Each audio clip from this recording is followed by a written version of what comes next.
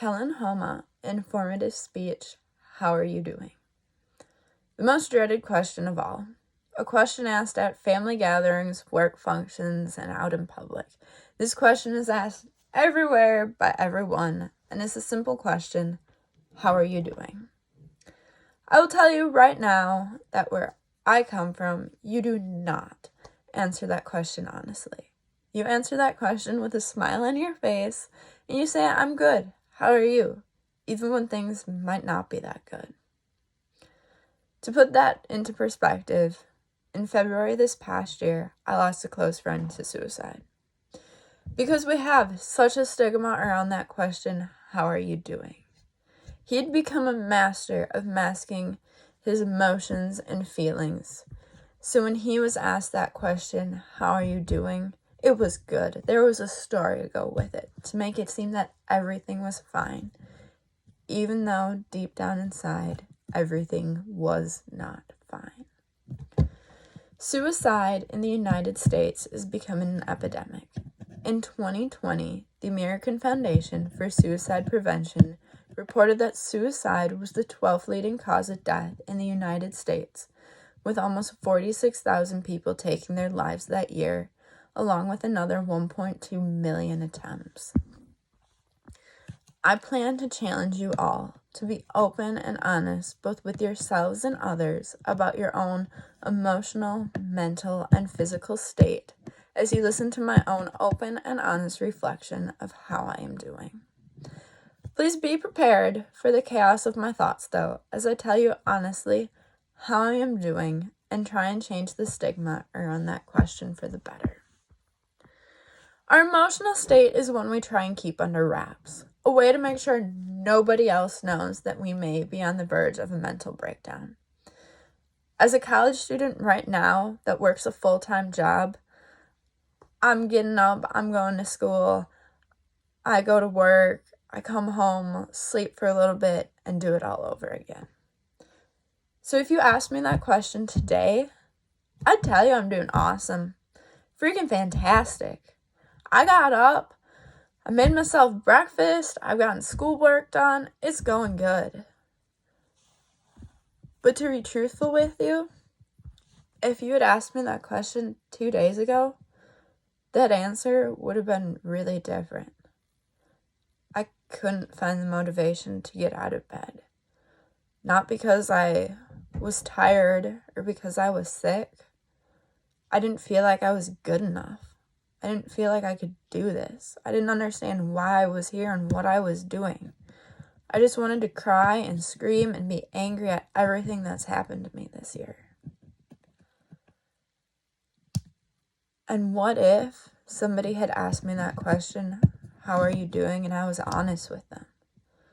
I could have had that emotional release. I could have had somebody to process my emotions with and help me understand why I was feeling the way I was feeling. And somebody that was in my corner to help me get past that point. So let's normalize that it is okay to not be okay. That we can feel the way we feel without any justification or reasoning. Now on to our mental health. A topic that's been kept under wraps and secret for years, and is just finally being started to brought into the light. But let's start this conversation off strong. I promise to be honest with you about my own mental state. This year has been a roller coaster for me. There are days where it's really, really good, and there's days where it's really, really bad.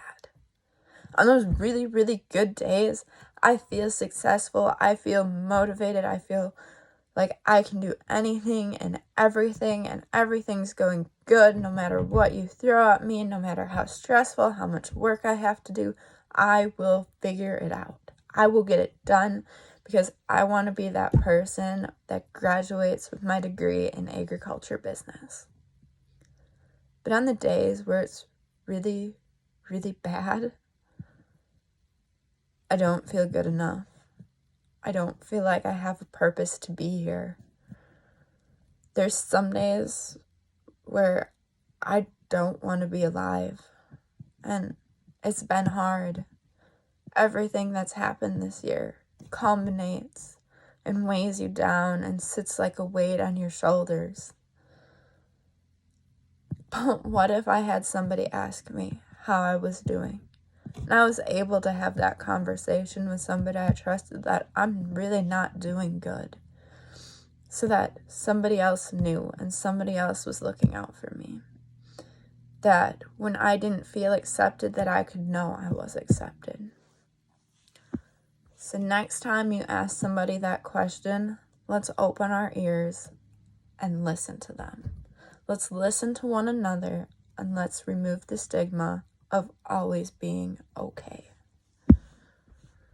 Finally, our physical health. We live in a world right now where trying to become body positive is a huge, huge topic. We've seen this over the past 5-10 years. Everything from Barbie to diets and everything in between is all about being inclusive with our bodies. And our own physical health starts with us and being open and honest with ourselves. I will tell you that there's days where I feel physically exhausted. I'll tell you right now that I don't do much for physical activity. But I do try and participate with intentional movement once a day. I call it intentional movement because I'm not a runner, I'm not a gym junkie, I'm not some health nut. And the term work out does not sit well in my head. So I call it intentional movement because I am deciding to move my body and do something active once a day. So just change that way of thinking. Do some intentional movement. You don't have to work out. You don't have to be a superstar athlete or anything spectacular. Just tell yourself, I am intending to move my body actively once today. On the other side of things, we also have to give our bodies a break. We have to understand and be proud of what we do with our bodies every single day. Whether we're a high school student that's working hard to graduate and maintain their grades, whether we're a college student that's working full-time and taking 16, 17, 18 credits in a semester, whether we're a single mom, whether we're parents that have kids and they're running every which way. Let's give ourselves that break and that our bodies are unique to ourselves and should never be put down by anybody else. That only we know what we are doing for our bodies.